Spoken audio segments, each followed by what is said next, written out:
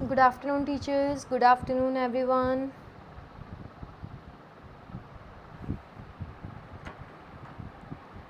I hope कि audio video बिल्कुल clear होएगी.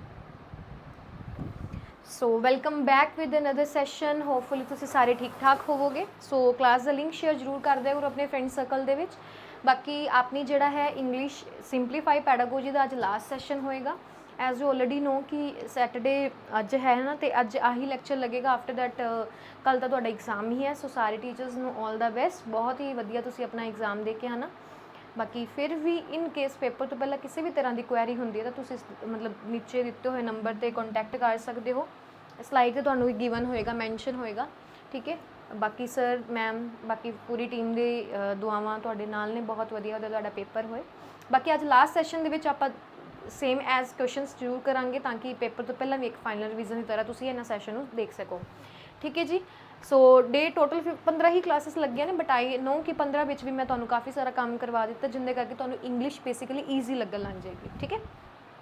चलो आफ्टर दैट जो PS टेट के नवे बैचेस ने 21 अप्रैल तो स्टार्ट नहीं. ईवन कि ETT कैडेट का नवा बैच भी 21 अप्रैल में है. तुहाडे च कोई भी नोन च होए तो डेफिनेटली उन्होंने जरूर रिकमेंड करना.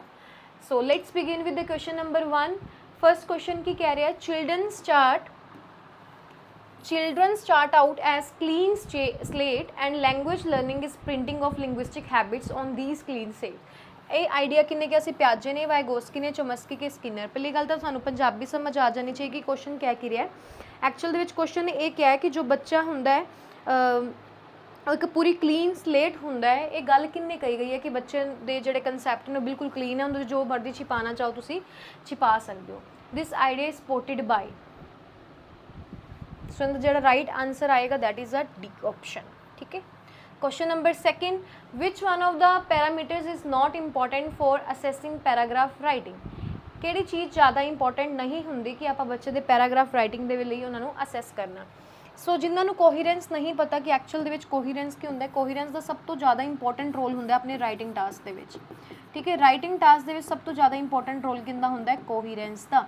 रीज़न की होंदा है क्योंकि कोहीरेंस का मतलब होंदा है कि लिंक बना करना.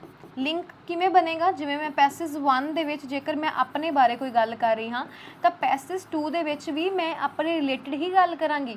मतलब जो पहला तुसीं लिखिया सी उहदे नाल ही को रिलेट करदी चीज़ तुहाडे होनी चाहिए है. उही चीज़ तुहाडे इंट्रो च रिलेट करनी चाहिए है. उही चीज़ तुहाडे कनक्लूजन दे विच रिलेट करदी होनी चाहिए है. उन्होंने आपां कह देने कोहीरेंस मतलब एक प्रॉपर सीक्वेंस दे विच. सो कोहीरेंस तो जरूरी है.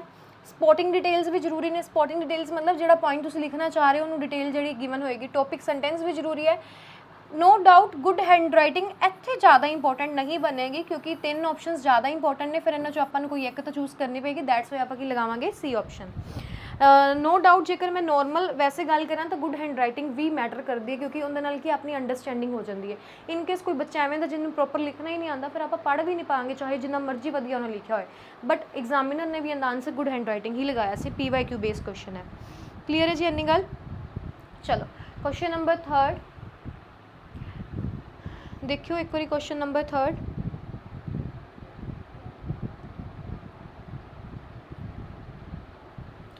for dealing with the difficult words in a text.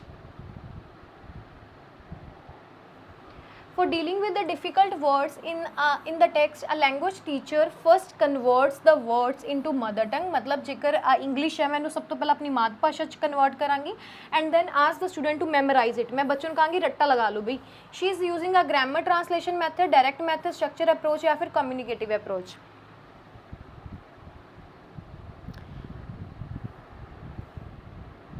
दसो जी क्या आएगा आंसर. मैंने सारे मैथड तो दस देने होंदा की है. ग्रामर ट्रांसलेशन मैथड का मतलब ही होंदा है मैं इंग्लिश पढ़ा रही हाँ.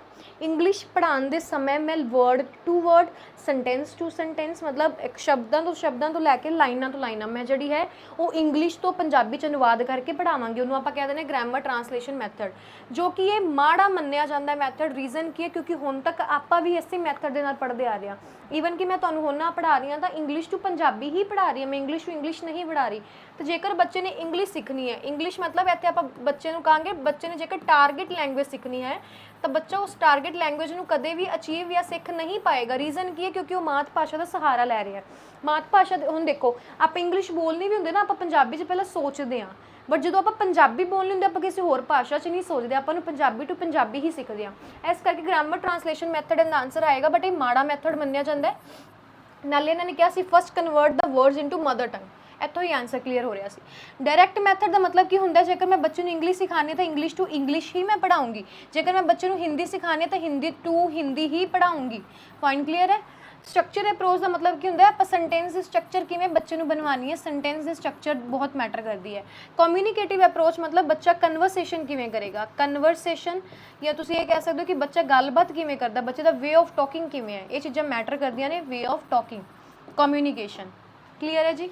ਸੋ दैट्स वाई अपना राइट आंसर की बनेगा ग्रामर ट्रांसलेशन मैथड। मेरी एक गल सुनो, मैं इत्थे तुहानूं ज़्यादा ब्रीफली एक्सप्लेन नहीं करिया सी प्याजे वाइगोस्की चमस्की, बाकी मैं बहुत बारी करवा चुकी हाँ। तो तुहानूं आइडिया ना, प्याजे ने क्या सी कोगनीटिव डिवेलपमेंट की गल करी सी, वाइगोस्की ने सोशल डिवेलपमेंट की गल करी सी, चमस्की ने LAD लैंगुएज एक्विजिशन डिवाइस का कंसैप्ट दिता, universal grammar, linguistic competence, then deep structure, then literacy नहीं अपना जरनेटिव ग्रामर, काफ़ी सारे पॉइंट्स दिते मैं सारे लिखवा दिते। स्किनर ने गल की, नोट कर लेना।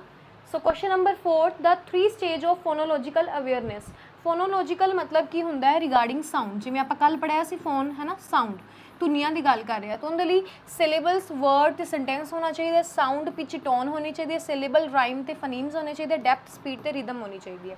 एंड द जो राइट आंसर आएगा that is a syllable rhyme and phoneme, C option correct बनेगा। सिलेबल की होंदा कि किसी वर्ड नूं तुसीं किवें तोड़दे हो, जिवें वाटर है, वर्ड है वाटर, इहनूं आपां किवें तोड़दे हां, वाह ते टर, ठीक है। आ साउंड हुंदी सिलेबल के अकॉर्डिंग, किन्ने सिलेबल हो गए? 2 सिलेबल हो गए। सो राइम हुंदियां ने, राइम का मतलब की होंदा है रैट, कैट, मैट। ਜਦੋਂ ਵੀ ਤੁਸੀਂ ਇੱਕ ਪੋਇਮ ਬੋਲਦੇ ਹੋ, ਲਾਸਟ ਤੁਸੀਂ ਸੌਂਗ ਸੁਣਦੇ ਹੋ ਨਾ, ਸੌਂਗ ਦੇ ਵਿੱਚ ਲਾਸਟ ਜਿਹੜੇ ਸਿਮਿਲਰ ਵਰਡਸ ਹੁੰਦੇ ਨੇ, ਕਰਦੀ ਸੀ, ਕੰਮ ਕਰਦੀ ਸੀ, ਹੈ ਨਾ, ਸੀ ਜੋ ਵਰਡ ਰੈਟ, ਕੈਟ, ਮੈਟ, ਉਹਨਾਂ ਨੂੰ ਆਪਾਂ ਰਾਈਮਸ ਕਹਿ ਦਿੰਦੇ ਹਾਂ, ਉਹਦੇ ਨਾਲ ਰਾਈਮਿੰਗ ਮੈਚ ਹੁੰਦੀ ਹੈ। Question number 5, a teacher gave a worksheet to the student based on the summary of the chapter, read and dropped every 5th word from it। And ਦਾ मतलब ਹੁੰਦਾ ਹੈ close test। close test ਦਾ मतलब ਕੀ ਹੁੰਦਾ ਹੈ कि मैं पूरा पैसेज लिखिया उनके 5th वर्ड मिसिंग करता, 7th वर्ड मिसिंग करता, 12th करता, 15th करता। हुण बच्चा पैसेज के सेंस के अकॉर्डिंग उन्होंने फिल करेगा, उन्होंने आप क्लोज टेस्ट कहने, ईटीटी कैडर के विच हुंदे आ, ठीक है। So question number 6, a language teacher gives a task to identify adjectives used to the main character in the story to her 5th grades। This reading activity is intensive, extensive, skimming or a collaborative। Extensive तो intensive बहुत बारी पूछा गया। Intensive होंदा है जो तुसी एक परपसफुल रीडिंग करते हो, परपसफुल, ठीक है। तो एक्सटेंसिव होंदा for enjoyment, is it okay?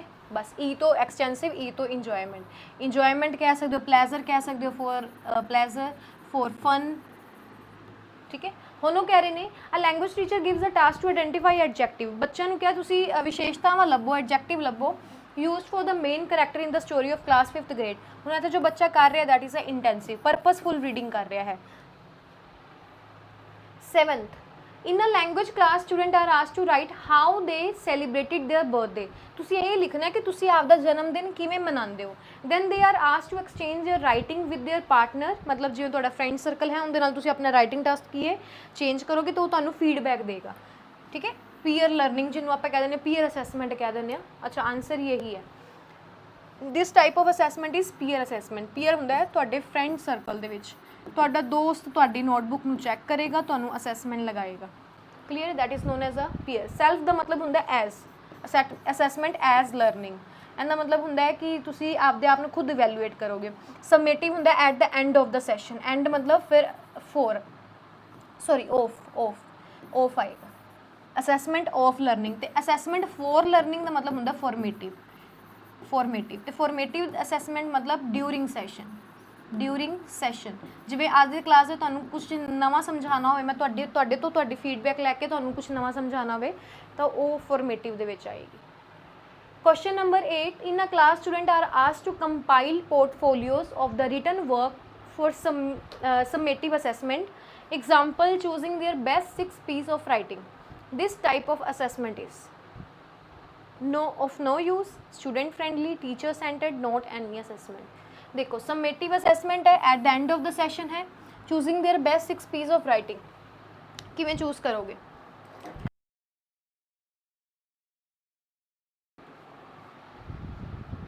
बस क्लास नहीं रुके, ठीक है। सो जो है स्टूडेंट्स ਨੂੰ ਕਿਹਾ ਗਿਆ, in a class students are asked to compile portfolio of the written work choosing their best 6 piece. So student friendly आएगा या चाइल्ड फ्रेंडली आएगा, that is a B option. Next 9th, during a writing activity in class teacher ask student to brainstorm one of the theme writing gives to them. This is a strategy for dash stage of writing. ਹੁਣ ਉਹ ਕਹਿ ਰਹੇ ਨੇ ਤੁਸੀਂ written task ਕਰਨਾ ਹੈ, teacher ਕਹਿ ਰਹੇ ਬੱਚੇ ਨੂੰ ਬ੍ਰੇਨਸਟੋਰਮ ਕਰੋ। ਬ੍ਰੇਨਸਟੋਰਮ ਮੈਂ ਤੁਹਾਨੂੰ ਦੱਸਿਆ ਸੀ ਵੋਕੈਬਲਰੀ ਦਾ ਪੁਚਾ ਲਾਣਾ, ਕਿਸੇ ਟੌਪਿਕ ਦੇ ਪ੍ਰਤੀ ਤੁਸੀਂ ਕਿਹੜੇ ਕਿਹੜੇ ਵਰਡਸ ਲਿਖਣੇ ਨੇ, ਸਾਈਨੋਨੀਅਮਸ ਐਂਟੋਨੀਅਮਸ, ਉਹ ਸਾਡਾ ਬ੍ਰੇਨਸਟੋਰਮ ਹੈ on the theme of writing given to them. This is a strategy for pre writing, reviewing, drafting ਜਾਂ ਫਿਰ ਪਬਲਿਸ਼ਿੰਗ। ਪ੍ਰੀ ਰਾਈਟਿੰਗ ਦਾ ਮਤਲਬ ਹੁੰਦਾ ਪਹਿਲਾਂ, ਉਹੀ ਹੈ ਤੁਹਾਡੇ ਦਿਮਾਗ ਦੇ ਵਿੱਚ ਇੱਕ ਫਲੋ ਚਾਰਟ ਬਣ ਜਾਂਦਾ ਹੈ, ਫਲੋ ਚਾਰਟ ਬਣ ਜਾਂਦਾ, ਇੱਕ ਬ੍ਰੇਨਸਟੋਰਮ ਭੁਚਾਲ ਆ ਜਾਂਦਾ ਵੋਕੈਬਲਰੀ ਦਾ ਕਿ ਅਸੀਂ ਕਿਹੜੇ ਕਿਹੜੇ ਵਰਡਸ ਲਿਖਣੇ ਨੇ। ਸੋ ਪ੍ਰੀ ਰਾਈਟਿੰਗ ਹੈ, ਪ੍ਰੀ ਰਾਈਟਿੰਗ ਮਤਲਬ ਪਹਿਲਾਂ, ठीक है। 10th number question, last question of this class. A text book is not, किहड़ी नहीं होनी चाहिए, easy to prepare and instructional material, presentable and attractive, tightly organize. बिल्कुल की है, टाइटली ऑर्गेनाइज नहीं होनी चाहिए, हालांकि ईजी टू प्रिपेयर भी नहीं होना चाहिए। ये नहीं गा कि तुसी जल्दी तो जल्दी इन्हूं प्रिपेयर कर दो। एंड द राइट आंसर यही आएगा, टाइटली ऑर्गेनाइज, सॉरी ए, हाँ ईजी टू प्रिपेयर। ਐਵੇਂ नहीं है कि तुम मैंने अज को कि एक बुक प्रिपेयर कर दो तो मैं बुक प्रिपेयर कर दा, नहीं ਐਵੇਂ ਤਾਂ नहीं होना चाहिए। इंस्ट्रक्शनल मटीरियल भी होने चाहिए, प्रेजेंटेबल मतलब छोटे बच्चों को आप कहते हैं ना बहुत वधिया होनी चाहिए, ये भी सही है। टाइटली ऑर्गेनाइज का मतलब फ्लैक्सीबल भी होए बट बच्चे के हर एक पॉइंट को ध्यान च रख के टाइटली ऑर्गेनाइज की गई हो। Is it okay? सो यही से आपने आज के 10 क्वेश्चन, होपफुली तो सारिਆਂ ਨੂੰ ही क्लीयर हो गए होंगे। बाकी जिन्होंने टीचर्स ने अपने सोशल मीडिया प्लेटफॉर्म में ज्वाइन नहीं करा, with the help of barcode QR code तुम इन्होंने स्कैन करके डायरैक्ट एड ऑन हो सकते हो। बाकी अज का सैशन तो ईवन कि इस तो बाद तुहाडा कोई भी सिंपलीफाई पैडागोजी का सैशन नहीं लगेगा, क्योंकि ये स्पैशल टैक्ट के लिए ही टीचर्स के लिए क्लासिस ऑर्गेनाइज करिया गई सी। होपफुली जिन्नियां भी क्लासिस दे विच तुसीं पढ़िया है तुहानूं सारिਆਂ ਨੂੰ बेनीफिट मिलिया होएगा, ठीक है। इन केस किसी भी तरह की फिर भी मैं कह रही हूँ क्वेरी रहिंदी है तो इस दिते हुए नंबर तुहानूं नीचे मैंशन होएगा, तुसीं आराम नाल मैसेज ड्रॉप कर सकते हो किसी भी तरह की क्वेरी के लिए। बाकी मेरे वालों ऑल द बेस्ट, बहुत वधिया परफॉर्म करके आना। Thank you everyone, thank you जी। रिजल्ट च मिलांगे तुहाडे नाल, अपना रिजल्ट जरूर शेयर करना।